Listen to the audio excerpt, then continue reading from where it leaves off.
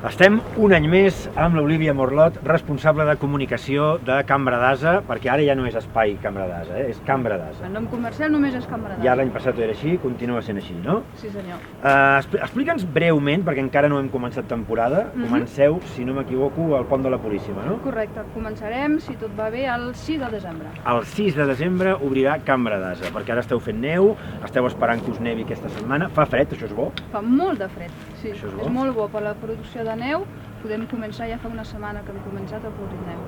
Aviam, primera novetat important, el nostre bon amic Arnaud Trinquier se'ns ha anat a Chamonix, el van reclamar a Chamonix, s'ha anat a la Savoie, als Alps, i ara tenim nou director de Cambra d'Ase, que és el senyor Álvarez.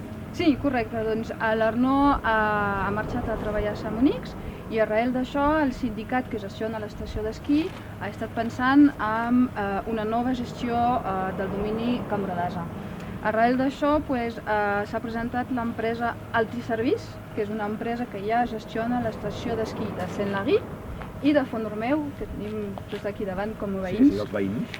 I doncs per aquest any, per aquesta temporada 2019-2020, estan amb nosaltres i amb el nou director que es diu Jacques Alvarez i estan com de suport a nivell de comercialització, promoció de l'estació i a nivell tècnic també estan aquí per ajudar-nos sempre i quan estigui possible. O sigui, no és que Altiservice es quedi amb l'estació, està ajudant. La Mancomunitat d'Eina i Sant Pere encara continuen sent els propietaris de l'estació, no? Sí, senyor. Sempre tindrà, com es diu, les decisions sempre s'acaben al sindicat. El sindicat aprova o no. Sí, és un treball, és una col·laboració.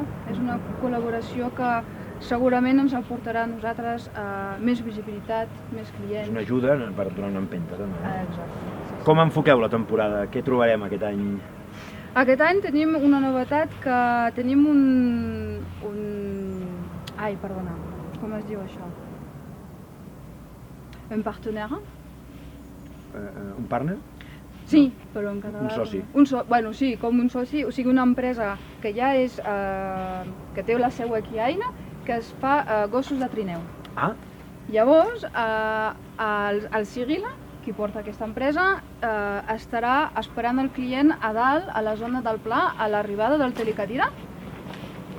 Llavors es podrà fer un recorregut amb gossos de trineu, sempre i quan, evidentment, s'hagi reservat abans. Molt bé, no? Com als Alps, que pots fer... Pues sí. Bueno, com a la part de Matamala, també. També, El que passa, doncs, aquí, quan el temps ho permetrà, podrà fer el recorregut que se'n va cap a la vall de Planès i que es diu Viens voir la mer.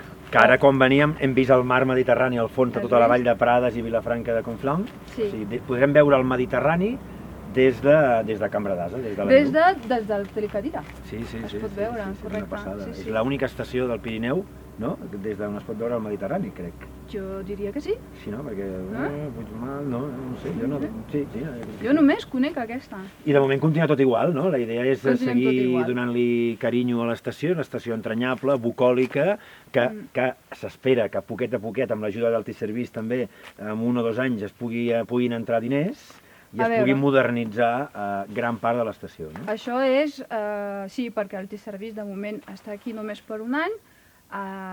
L'any següent ja veurem el que passa. Doncs, Olivia, fins al 6 de desembre. Gràcies. Que tinguem sort. Merci.